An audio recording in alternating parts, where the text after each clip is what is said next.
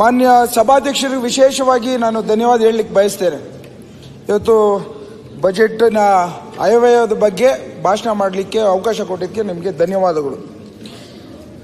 ಅದೇ ನಮ್ಮಲ್ಲಿ ಗಾದೆ ಇದೆ ಮಾನ್ಯ ಸಭಾಧ್ಯಕ್ಷರೇ, ಸಾವು ಮನೆಗೆ ಮೊದಲು ಹೋಗ್ಬಾರ್ದಂತೆ, ಬಾಡೂಟಕ್ಕೆ ಕೊನೆಗೆ ಹೋಗ್ಬಾರ್ದಂತೆ. ಬಜೆಟ್ ಭಾಷಣ ನಾನು ಕೊಟ್ರಿ ಅಂತಿಮವಾಗಿ ಮಾತಾಡಿದ್ರಿ, ಎಲ್ಲರೂ ಎಲ್ಲ ಮಾತಾಡ್ಬಿಟ್ಟಿದ್ದಾರೆ, ಏನ್ ಮಾತಾಡೋದು ಬೇರೆ ಮಾತಾಡ್ತಾರೆ. ಒಂದು ಮಾನ್ಯ ಸಭಾಧ್ಯಕ್ಷರೇ, ಇವತ್ತು ವಿಶೇಷವಾಗಿ ನಮ್ಮ ಸರ್ಕಾರದಲ್ಲಿ ಎಲ್ಲರೂ ಹೇಳಿರೋಂಥ ಒಂದು ಮಾತಂತೂ ನಿಜ, ಇಡೀ ಭಾರತ ದೇಶ ಮಾತಾಡ್ತಾ ಇದೆ. ಇವತ್ತು ವಿರೋಧ ಪಕ್ಷದವ್ರಿಗೆ ಪಾಪ ಅವ್ರಿಗೆ ಯಾವುದು ದೊಡ್ಡ ಅಸ್ತ್ರಗಳು ಸಿಕ್ಕಿಲ್ಲ ಅವ್ರಿಗೆ, ಅದನ್ನು ನಾವು ವೀಕ್ನೆಸ್ ಆಗಿ ತಗೋಬಾರ್ದು.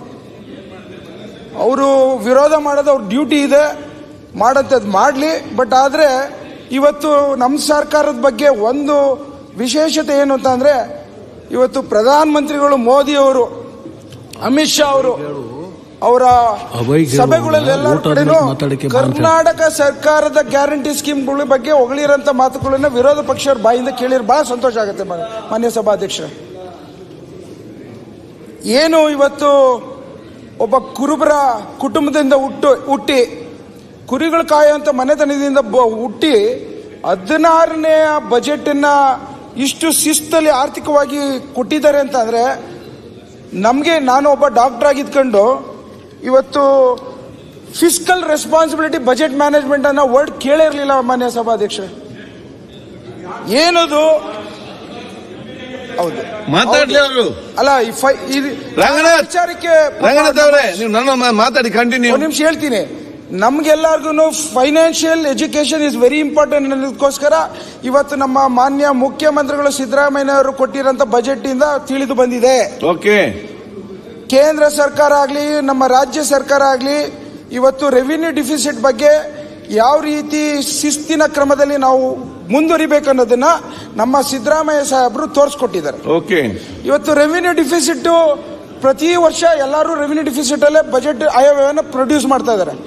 ಆದರೆ ಹಿಂದೆ ಒಂದು ಸಿದ್ದರಾಮಯ್ಯನವರು 2000 ಯಾವುದೋ ಒಂದು ಸಂದರ್ಭದಲ್ಲಿ 1998 ಏನೋ ಸರ್ಪ್ಲಸ್ ಇರೋಂಥ ಬಜೆಟ್ ಕೊಟ್ಟಿರುತ್ತೆ. ಅದಾದ್ಮೇಲೆ ಯಾರು ಮಾಡ್ಲಿಕ್ಕೆ ಆಗಿಲ್ಲ ಅಂತ ಕೇಳ್ಪಟ್ಟಿದ್ದೀನಿ.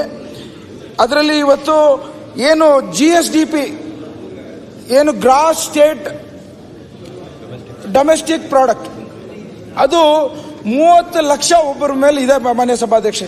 25% ಒಳಗಡೆ ನಾವು ಇದನ್ನ ಶಿಸ್ತನ್ನು ತರಬೇಕು ಅಂತ ಪ್ರಯತ್ನವನ್ನು ಮಾಡಿದ್ದಂಥದ್ದು ವಿಶೇಷವಾಗಿ ನಾನು ಮಾನ್ಯ ಸಿದ್ದರಾಮಯ್ಯ ಸಾಹೇಬರಿಗೆ ಧನ್ಯವಾದ ಹೇಳಲಿಕ್ಕೆ ಬಯಸ್ತೇನೆ. ಹಾಗೇನೆ ಇವತ್ತು ವಿತ್ತೀಯ ಕೊರತೆ ಏನು ಫಿಸ್ಕಲ್ ಡಿಫಿಸಿಟ್, ಇವತ್ತು ಕೇಂದ್ರ ಸರ್ಕಾರ ಒಂದು ಕಾನೂನು ಹಾಕ್ಬಿಟ್ಟಿದೆ 3% ಒಳಗಡೆ ಇರಬೇಕು ಅಂತ. ಆ ಶಿಸ್ತಲ್ಲೂ ಇವತ್ತು ನಮ್ಮ ಸಿದ್ದರಾಮಯ್ಯ ಸಾಹೇಬರು ಗೆದ್ಬಿಟ್ಟಿದ್ದಾರೆ. ಕೊನೆಯದಾಗಿ ಈ ಒಂದು ವ್ಯವಸ್ಥೆಯಲ್ಲಿ ನಾನು ಓದ್ತಿರ್ಬೇಕಾದ್ರೆ ನಾನು ಒಂದು ಸ್ವಲ್ಪ ವೆಬ್ಸೈಟ್ಗಳೆಲ್ಲ ನೋಡ್ಕೊಂಡು ಬಂದೆ ಮಾನ್ಯ ಸಭಾಧ್ಯಕ್ಷರ. ಏನು ಡಿವಲ್ಯೂಷನ್ ಟ್ಯಾಕ್ಸ್, ಆ ಒಂದು ಡಿವಲ್ಯೂಷನ್ ಟ್ಯಾಕ್ಸ್ ಅಲ್ಲಿ ಪಾಪ ನಮ್ಮ ವಿರೋಧ ಪಕ್ಷದವರು ಒಪ್ಕೋತಾರೆ. ಆ ವಿಚಾರದಲ್ಲಿ ಕೇಂದ್ರ ಸರ್ಕಾರದವರು ನಮ್ಮಿಂದ ಪ್ರತಿ ವರ್ಷ 4 ಲಕ್ಷ ಕೋಟಿ ರೂಪಾಯಿನ ಬಹಳಷ್ಟು ಒಬ್ಬೊಬ್ಬ ಕಟ್ಟ ಕಡೆ ಒಬ್ಬ ರೈತನಿಂದ ಹಿಡಿದು IT ಹಿಡಿದು ಎಲ್ಲರೂ ದುಡ್ದಿರೋದನ್ನೇ ಎತ್ಕೊಂಡು ಹೊರಡೋಗ್ತಾರೆ. ಅವ್ರು ಕೊಡೋಂಥ ದುಡ್ಡು ಎಷ್ಟು ಗೊತ್ತಾ ಮಾನ್ಯ ಸಭಾಧ್ಯಕ್ಷರೇ? 50,000 ಕೋಟಿ ಪ್ರತಿ ವರ್ಷ ಕೊಡ್ತಾ ಇರೋಂಥದ್ದು. ಆ ಕೊಡೋದ್ರ ಜೊತೆಗೆ GST ಅನ್ನೋದನ್ನ ಕಾಣದಂಗೆ ಹಾಕ್ಬಿಡ್ತಾರೆ ಟ್ಯಾಕ್ಸ್ 18%. ಇವ್ರು ಕೊಡೋಂಥ 30,000-40,000 ಕೋಟಿಗೋಸ್ಕರ ನಾವು ಕಾಯ್ಕೊಂಡು ಕೂತ್ಕೊಂಡು ನಮ್ಮ ಬಜೆಟ್ನ ಅವ್ರ ಮೇಲೆ ಅವಲಂಬಿಸ್ಕೊಳ್ಳೋಂಥದ್ದು ಎಷ್ಟು ವಿಪರ್ಯಾಸ ನಮ್ಮದು ಬದುಕಾಗ್ಬಿಟ್ಟಿದೆ. ಇವತ್ತು ಮಾನ್ಯ ಸಭಾಧ್ಯಕ್ಷರೇ, ಮೊನ್ನೆ ತಾನೇ ಮಾತನಾಡ್ತಿದ್ರು ಜಮೀರ್ ಅಣ್ಣವರು, ನಮಗೆ 1.5 ಲ್ಯಾಕ್ಸ್ ಅಷ್ಟು ಕೇಂದ್ರ ಸರ್ಕಾರದಿಂದ ಮನೆ ಕಟ್ಲಿಕ್ಕೆ ದುಡ್ಡು ಕೊಡ್ತಾರೆ. ಇವತ್ತು 1.5 ಲಕ್ಷ ದುಡ್ಡು ಕೊಟ್ಟು GSTಲಿ 1.25 ಲಕ್ಷ ದುಡ್ಡನ್ನ ಕತ್ಕೊಂಡು ಹೋಗ್ತಾರೆ ಮಾನ್ಯ ಸಭಾಧ್ಯಕ್ಷರ ಕೇಂದ್ರದವರು. ಇದು ನಮ್ಮ ಐ ಥಿಂಕ್ ಇವರು ವಿರೋಧ ಪಕ್ಷದ ನಮ್ಮ ವಿಜೇಂದ್ರ ಅವರು ಕೂತಿದ್ದಾರೆ, ವಿಜೇಂದ್ರನವರು ಒಪ್ಕೋತಾರೆ ಅನ್ಕೋತೀನಿ. ಅದನ್ನ ಬದಲಾವಣೆ ತರಂತದ್ರಲ್ಲಿ ನಾವು ನೀವು ಸೇರ್ಕೊಂಡು ಕೈ ಜೋಡಿಸ್ಬೇಕು. ಓಕೆ, ಈ ಬದುಕಿನಲ್ಲಿ ಡಿವಲ್ಯೂಷನ್ ಟ್ಯಾಕ್ಸ್ ವಿಚಾರದಲ್ಲಿ 4.71% ಇತ್ತು ಮಾನ್ಯ ಸಭಾಧ್ಯಕ್ಷರೇ, ಇವತ್ತು 3.52 ಇಟ್ಬಿಟ್ಟಿದ್ದಾರೆ. ಯಾರಿಗೂ ಕಾಣದೇ ಇರೋಂಥ ಹೊಸ ಒಂದು ವ್ಯವಸ್ಥೆಗಳನ್ನು ತಂದು ಕೇಂದ್ರ ಸರ್ಕಾರದವರು ರಾಜ್ಯ ಸರ್ಕಾರದ ಮೇಲೆ ಎಲ್ಲ ರೀತಿಯಲ್ಲಿ ಹೊರೆ ಆಗ್ತಾವ್ರೆ. ನಿಮ್ಗೊಂದೇ ಒಂದು ಉದಾಹರಣೆ ಹೇಳ್ತೇನೆ. ಈ ವರ್ಷ ನಮ್ ಬರ್ಬೇಕಾಗಿರೋಂಥ 60,000 ಕೋಟಿ ರೂಪಾಯಿ ಕೊಡಂತದ್ದು ಇವತ್ತು 46,000 ಕೋಟಿ ಸಭಾ. 10 ವರ್ಷದಿಂದ ಬಿಜೆಪಿ ಸರ್ಕಾರ ಬಂದಾಗ್ಲಿಂದನೂ 1,80,000 ಕೋಟಿ ರೂಪಾಯಿನ ಹಣವನ್ನ ಕಸಿದುಕೊಂಡು ಹೋಗಿದ್ದಾರೆ. ಇದಕ್ಕೆ ಯಾರು ಉತ್ತರ ಕೊಡೋರು? ಇವತ್ತು ಬಿಜೆಪಿ MP ಅವರು ನಮ್ಮಲ್ಲಿ ನಮ್ಮ ರಾಜ್ಯ ಸರ್ಕಾರದಲ್ಲಿ ಸಿದ್ದರಾಮಯ್ಯ ಸಾಹೇಬರು ಸರಿ ಮಾಡಿಲ್ಲ ಅಂತಂದ್ರೆ ಪ್ರಶ್ನೆ ಮಾಡ್ಬೋದು. DK ಶಿವಕುಮಾರ್ ಸಾಹೇಬರು ಎಲ್ಲೋ ಒಂದ್ ಕಡೆ ತಪ್ಪಾಗಿದ್ರು ಪ್ರಶ್ನೆ ಮಾಡ್ಬೋದು. ಆದ್ರೆ ಕೇಂದ್ರ ಸರ್ಕಾರದಲ್ಲಿ ಮೋದಿಯವರು ವಿರುದ್ಧ, ಅಮಿತ್ ಶಾ ವಿರುದ್ಧ ಪ್ರಶ್ನೆ ಮಾಡ್ತಾರಂತ ಅಸಹಾಯಕತೆನೆ ಇವತ್ತು ಬಿಜೆಪಿಯ ಸಂಸದರಲ್ಲಿ ಕಾಣಿಸ್ತಾ ಇರೋಂಥದ್ದು ನೋವು ತಂದಿದೆ ಮಾನ್ಯ ಸಭಾಧ್ಯಕ್ಷರೇ. ಇರ್ಲಿ, ಈಗ ನಾನು ಒಂದು ವಿಚಾರ ಮಾನ್ಯ ಸಭಾಧ್ಯಕ್ಷರೇ, ನನ್ನ ವೈಯಕ್ತಿಕ ಲಾಭ ರಾಷ್ಟ್ರದ ಚಿಂತನೆ ವಿಚಾರದಲ್ಲಿ ಬಂದಾಗ ನಾನು ನನ್ನ ರಾಷ್ಟ್ರ ಪ್ರಮುಖವಾದದಂತ ಅರ್ಪಿಸ್ಕೊಳ್ಳೋಣ. ಇವತ್ತು ನನ್ನ ಜನಾಂಗ, ನನ್ನ ರಾಜ್ಯದ ಪ್ರಶ್ನೆ ಬಂದಾಗ ನಾವು ಯಾವ ರೀತಿ ರಾಷ್ಟ್ರದ ಮುಂದೆ ತಲೆ ತಗ್ಗಿಸ್ಬೇಕು ಹೇಳಿ ಮಾನ್ಯ ಸಭಾಧ್ಯಕ್ಷರು? ದಲಿತರ ಶೋಷಣೆ ಒಂದ್ ಕಡೆ ಆದ್ರೆ, ನನ್ನ ಜನಾಂಗದ ಶೋಷಣೆ ಒಂದ್ ಕಡೆ ಆದ್ರೆ, ಕೇಂದ್ರ ಸರ್ಕಾರದ ಚಿಂತನೆ ವಿಚಾರದಲ್ಲಿ ಬದಲಾವಣೆ ಮಾಡೋಂಥ ಹೋರಾಟ ವಿರೋಧ ಪಕ್ಷದವರಿಂದ ಬೇಕಾಗಿದೆ ಅನ್ನೋದನ್ನ ನಾನು ಅವ್ರ ಮುಂದೆ ಕೇಳ್ಕೊತೀನಿ ಮಾನ್ಯ ಸಭಾಧ್ಯಕ್ಷರೇ. ಇವತ್ತು ಬಡತನ ಒಂದು, ನಾನೊಬ್ಬ ಮತ್ತೊಮ್ಮೆ ಡಾಕ್ಟರ್ ಆಗಿ ಹೇಳ್ತೇನೆ, ಬಡತನನೇ ದೊಡ್ಡ ರೋಗ. Poverty is the biggest illness. ಅದನ್ನ ಯಾವ ರೀತಿ ಬದಲಾವಣೆ ಮಾಡೋದು? ಕೆಲಸ ಮಾಡಿ. ಆ ಕಾರಣಕ್ಕೋಸ್ಕರನೇ ಅವತ್ತು ಮಾನ್ಯ ಸಿದ್ದರಾಮಯ್ಯ ಸಾಹೇಬರು 2013ರಲ್ಲಿ ಬಂದ ತಕ್ಷಣನೇ ಯಾರು ಹೊಟ್ಟೆ ಹಸ್ತಿದ್ಕೊಂಡು ಮಲಗಬಾರ್ದು ಅಂತೇಳಿ ಅನ್ನದ ಭಾಗ್ಯವನ್ನ ಕೊಟ್ಟು ಇಡೀ ದೇಶಕ್ಕೆ ಎಚ್ಚೆತ್ಕೊಂಡಂಗೆ ಮಾಡಿದ್ರು. ಅದೇ ರೀತಿ DK ಶಿವಕುಮಾರ್ ಸಾಹೇಬರು ಪದಗ್ರಹಣ ಮಾಡಿದ ಮೊದಲನೇ ದಿನನೇ ಅವ್ರು ಹೇಳಿದ್ರು, ನಾನು ಹೇಗಾದ್ರೂ ಮಾಡಿ ಬಡವರಿಗೆ ಸಹಾಯ ಮಾಡಬೇಕು ಅಂತೇಳಿ ವಿಶೇಷವಾದಂತಹ ಫೈನಾನ್ಷಿಯಲ್ ಗ್ಯಾರಂಟಿ ಸ್ಕೀಮ್ ಗೃಹಲಕ್ಷ್ಮಿ. ಇವತ್ತು ಬಹಳಷ್ಟು ಜನ ಆಡ್ಕೋತಾರೆ, 2,000 ರೂಪಾಯಿ ಏನಾಗ್ಬಿಡುತ್ತೆ, 2,000 ಬದಲಾವಣೆ ಏನಾದ್ರು. ನಾನು ನೋಡಿದ್ದೀನಿ ಕಣ್ಣಾರೆ. ಗ್ರಾಮಗಳಲ್ಲಿ, ಹಳ್ಳಿಗಳಲ್ಲಿ ಇವತ್ತು ನಾವು ಇನ್ನೂ 5,000 ಜನಕ್ಕೆ ನಾವು ಮನೆಗಳು ಕೊಡಿಸ್ಲಿಕ್ಕೆ ಬಹಳಷ್ಟು ಹೋರಾಟ ಮಾಡ್ತಾ ಇದ್ದೀವಿ. ಕುಟುಂಬದವ್ರು ಗುಡಿಸ್ಲಲ್ಲಿದ್ದಾರೆ, ಅವ್ರಿಗೆ 24,000 ರೂಪಾಯಿ ಪ್ರತಿ ವರ್ಷ ಕೊಟ್ರೆ ಆ ಬದುಕಿನ ಬದಲಾವಣೆ ಬೆಳಕನ್ನು ನೋಡಬೇಕು ಅಂದ್ರೆ ಎಲ್ಲರೂ ಯಾರು ಬೆಂಗಳೂರಲ್ಲಿ ಬಂದು ನೋಡಬೇಕು ಮಾನ್ಯ ಸಭಾಧ್ಯಕ್ಷ. ದಯವಿಟ್ಟು ಗ್ಯಾರಂಟಿ ಸ್ಕೀಮ್ ಗೃಹಲಕ್ಷ್ಮಿ ಬಗ್ಗೆ ಯಾರು ವಿರೋಧ ಮಾಡಿದ್ರೆ ಆ ಶಾಪ ತಟ್ಟುತ್ತೆ ಅನ್ನೋ ಮಾತನ್ನು ಹೇಳಲಿಕ್ಕೆ ಇಚ್ಛೆ ಪಡ್ತೇನೆ. ಇವತ್ತು ಒಂದು ಚಾಲೆಂಜ್ ಕೊಡ್ತೇನೆ, ಯಾರಾದ್ರೂ ಮುಂದಿನ ಸರ್ಕಾರ ಯಾವುದೋ ಬದಲಾವಣೆ ಆದ್ರೂ ಯಾರು ಗ್ಯಾರಂಟಿ ಸ್ಕೀಮ್ ನಿಲ್ಲಿಸ್ಲಿಕ್ಕೆ ಆಗಲ್ಲ ಅನ್ನೋ ಮಾತನ್ನು ಹೇಳಲಿಕ್ಕೆ ಇಚ್ಛೆ ಪಡ್ತೇನೆ ಮಾನ್ಯ ಸಭಾಧ್ಯಕ್ಷ. ಓಕೆ ಸಭಾಧ್ಯಕ್ಷ, ಗ್ಯಾರಂಟಿನ ಏನಾಗಿದೆ ಈಗ ಪಕ್ಷದವರು ಒಂದು ಮಾತು, ರಂಗನಾಥ್ ಅವರೇ, 2,000 ಅಲ್ಲ 5,000 ಕೊಡಿ, 2,000 ಅಲ್ಲ 5,000 ಕೊಡಿ, 10,000 ಕೊಡಿ. ಅವ್ರು ಮಾತಾಡಿದ್ರೆ ಯಾಕೆ ರಿಯಾಕ್ಷನ್ ಮಾಡ್ತೀರಿ? ಆಯ್ತು ರಂಗನಾಥ್, ಫಿನಿಶ್ ಮಾಡಿ. ಮಾತಾಡ್ತೀನಿ. ಈಗ ಇನ್ನೊಂದು ಮಾತು ಹೇಳ್ತೇನೆ, ಮುಂದಿನ ಸಾಲಿನ 2028ರಲ್ಲಿ ಸರ್ಕಾರ ಬಂದ್ರೆ 2,000 ಇರೋಂಥ ಗ್ಯಾರಂಟಿ ಸ್ಕೀಮ್ ನ 4,000 ರೂಪಾಯಿ ನೀವೇ ಕೇಳಿದ್ರಿ ಮಾಡ್ಲಿಕ್ಕೆ ನಾವು ತಯಾರಾಗಿದ್ದೇವೆ. ರಘುಮೂರ್ತಿ ಅವರೇ, ರಂಗನಾಥ್. ಮಾನ್ಯ ಸಭಾಧ್ಯಕ್ಷ, ಒಂದೆರಡು ನಿಮಿಷ ಕೇಳ್ಕೊಳ್ಳಿ ಮಾನ್ಯ ಸಭಾಧ್ಯಕ್ಷ. ಇವತ್ತು ನಮ್ಮ ಬಿಜೆಪಿಯವರು ಟೀಕೆ ಮಾಡ್ತಾರೆ. ಯಾವ ಕಾರಣಕ್ಕೋಸ್ಕರ ಹರಿಯಾಣದಲ್ಲಿ, ಡೆಲ್ಲಿಲಿ, ಮಹಾರಾಷ್ಟ್ರದಲ್ಲಿ ಹೇಳಿದ್ದೇನೆ, ಯಾಕೆ ಮತ್ತೆ ಮತ್ತೆ ಹೇಳ್ತೀರಿ? ಮೊನ್ನೆಯಿಂದ ಅದನ್ನೇ ಕೇಳ್ತಿದ್ದೆ ನಾನು. ಇವತ್ತು ಎಲ್ಲ ಸಭೆಯನ್ನದು ಹೇಳಿ. ಮಾನ್ಯ ಸಭಾಧ್ಯಕ್ಷ, ನಮ್ದೇನಿದೆ, ಹುಡುಗರಿಗೆ ಕೆಲಸ ಕೊಡಿಸ್ಬೇಕು. ಓಕೆ, ಇವತ್ತು ನಾನು MB ಪಾಟೀಲ್ ಸಾಹೇಬರಿಗೆ ವಿಶೇಷವಾಗಿ ಧನ್ಯವಾದ ಹೇಳ್ತಾ ಬಯಸ್ತೀನಿ.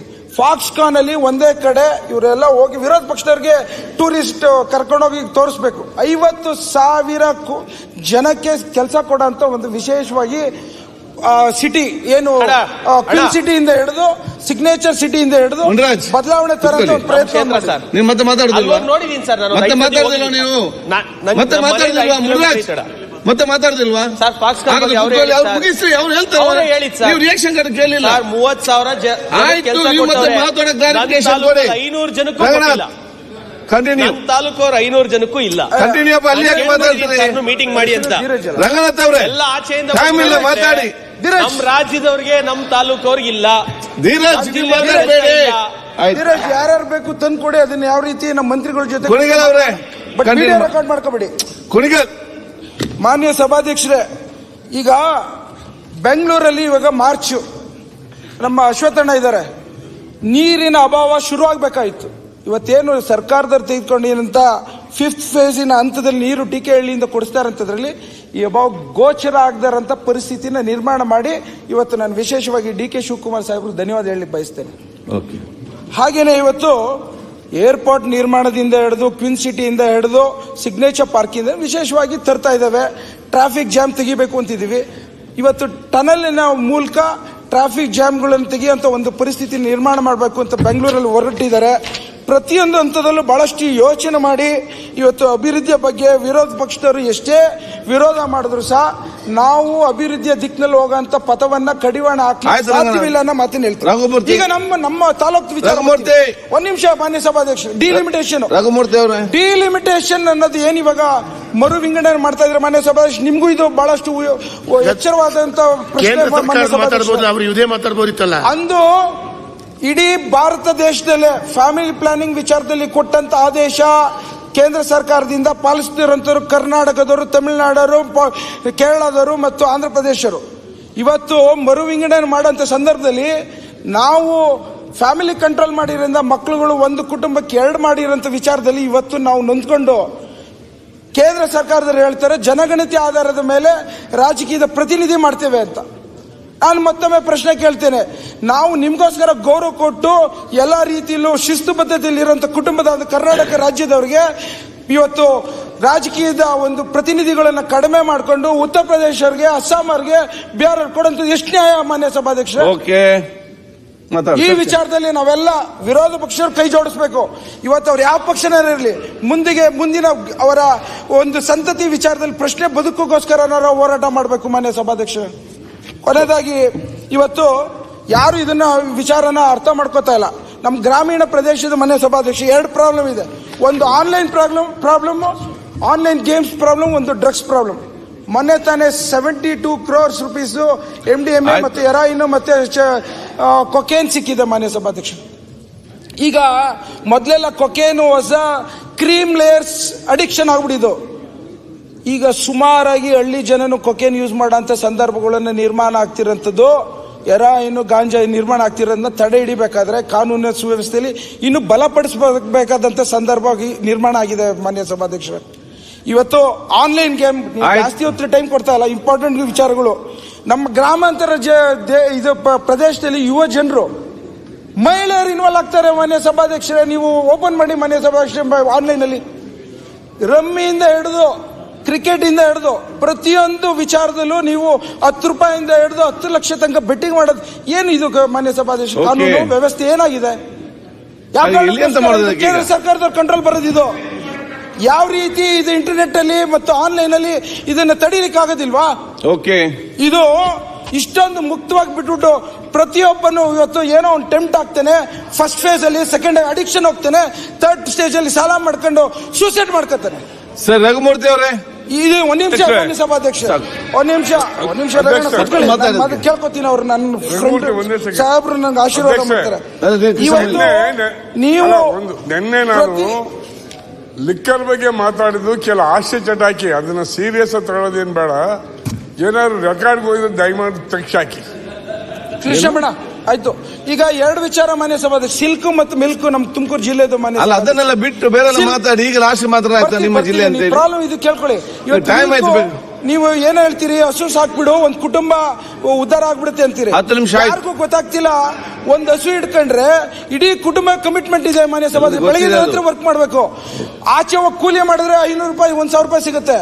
ಹಸು ಹಿಡ್ಕೊಂಡ್ರೆ ನೀವು ಕೊಡ್ತಾ ಇರೋಂತ ರೇಟ್ಗೆ 500 ರೂಪಾಯಿ ಒಬ್ಬನ್ಗಾಗಲ್ಲ. ನಾನು ಅದಕ್ಕೋಸ್ಕರ ಕೇಳ್ತಾ ಇದ್ದೇನೆ, ಇವತ್ತು ಹಾಲಿನ ದರವನ್ನು ಹೆಚ್ಚಿಗೆ ಮಾಡಿ ಅದನ್ನ ನೇರವಾಗಿ ರೈತನಿಗೆ DBT ಮೂಲಕ ತಲುಪುವಂತ ಒಂದು ಪ್ರಯತ್ನ ನಮ್ಮ ಸರ್ಕಾರ ಮಾಡಬೇಕು. ಸಿಲ್ಕು ಇವತ್ತು ನಮ್ದು ಸೀಡ್ ಏರಿಯಾ ಮಾನ್ಯ ಸಭಾಧ್ಯಕ್ಷ, ಸೀಡ್ ಏರಿಯಾ ಅಂತ ಏನು ಕಂಟಿನ್ಯೂ ಮಾಡಿ. ಸೀಡ್ ಏರಿಯಾ ಮಾನ್ಯ ಸಭಾಧ್ಯಕ್ಷ ಏನಂದ್ರೆ ಆಟೋಮೆಟಿಕ್ ರೀಲಿಂಗ್ ಮಿಷಿನ್ಸ್ ಹೊಸದಾಗಿ ಬಂದಿದೆ, ಚೈನಾದಿಂದೆಲ್ಲ ಇವಾಗ ಶುರು ಮಾಡಿಬಿಟ್ಟಿದ್ದಾರೆ. ಆ ವಿಚಾರದಲ್ಲಿ ಸರ್ಕಾರದ ಗಮನ ಹರಿಸಬೇಕು. ನಮ್ಮ ಸೀಡ್ ಏರಿಯಾದಲ್ಲಿ ನಾವು ಬೆಳಿಲಿಲ್ಲ ಅಂದ್ರೆ ಇವತ್ತು ಕೋಲಾರು, ರಾಮನಗರ, ಚನ್ನಪಟ್ಟಣ ಯಾರಿಗೂ ಸೀಡ್ ಇಲ್ಲ ಅಂದ್ರೆ ಬೆಳಿಲಿಕ್ಕೆ ಆಗಲ್ಲ ಗೂಡುಗಳನ್ನ. ಆ ಕಾರಣಕ್ಕೋಸ್ಕರ ಕುಣಿಗಲ್ ತಾಲೂಕಿನ ಸೀಡ್ ಏರಿಯಾಗೆ ಹೆಚ್ಚಿನ ಪ್ರಾತಿನಿಧ್ಯವನ್ನು ಕೊಟ್ಟು ಇವತ್ತು ಸಿಲ್ಕಿನ ವಿಚಾರದಲ್ಲಿ ಏನು ಬೋನಸ್ ಕೊಡ್ತಾರ 120 ಜಾಸ್ತಿ ಮಾಡಿ ಇವತ್ತಿನ ಎಲ್ಲರ ಪೋಷಕ ಧನವನ್ನು ಹೆಚ್ಚಿಗೆ ಮಾಡಬೇಕು ಅನ್ನೋದು ವಿಶೇಷ ನಿಮ್ಮ ಮೂಲಕ ಸರ್ಕಾರಕ್ಕೆ ಕೇಳ್ತೇನೆ. ಹಾಗೇನೆ ಇವತ್ತು ನನಗೆ ಎಲ್ಲ ಡಿಪಾರ್ಟ್ಮೆಂಟ್ ಸಹಕಾರ ಇದೆ, ಕೋಆಪರೇಟಿವ್ ಮಿನಿಸ್ಟ್ರಿ ಡಿಪಾರ್ಟ್ಮೆಂಟ್ ಇಂದ ಸಹಕಾರ ಇಲ್ಲ, ನೋವನ್ನ ನಿಮ್ಮ ಮುಂದೆ ಹೇಳ್ಕೊತಾ ಇದ್ದೀವಿ. ನಮ್ಮ ಇನ್ಚಾರ್ಜ್ ಮಂತ್ರಿಗಳು ಇಲ್ಲ ಇಲ್ಲಿ, ಪರಮೇಶ್ವರ್ ಸರ್ ನೀವು ಸೆಂಟ್ರಲ್ ಗೌರ್ಮೆಂಟ್ ಇಂದ ಮೊದಲೇ ನಮಗೆ ಕೊಡ್ತಾ ಇರೋ ಲೋನ್ ಕಡಿಮೆ ಇದೆ. ಅದಲ್ಲದೆ ಇಲ್ಲಿರೋಂಥ ಕೋಆಪರೇಟಿವ್ ಮಿನಿಸ್ಟ್ರು ನಮ್ಮ ಕುಣಿಗಲ್ ಕೊಡೋಂಥ ಲೋನ್ಗಳ ವಿಚಾರದಲ್ಲಿ ಅನ್ಯಾಯ ನಡೀತಾ ಇರೋಂಥದ್ದನ್ನು ನಿಮ್ಮ ಮೂಲಕ ಇವತ್ತು ಹೇಳಲಿಕ್ಕೆ ದುಃಖ ಆಗ್ತಿದೆ. ಮಾನ್ಯ ಸಭಾಧ್ಯಕ್ಷ, ರಘುಮೂರ್ತಿ ಅವರೇ ಏನು ಕೊನೆದಾಗಿ ಕೊನೆದಾಗಿ ಹೇಳ್ತೀನಿ. ರಘುಮೂರ್ತಿ ಸ್ಟಾರ್ಟ್ ಮಾಡಿ.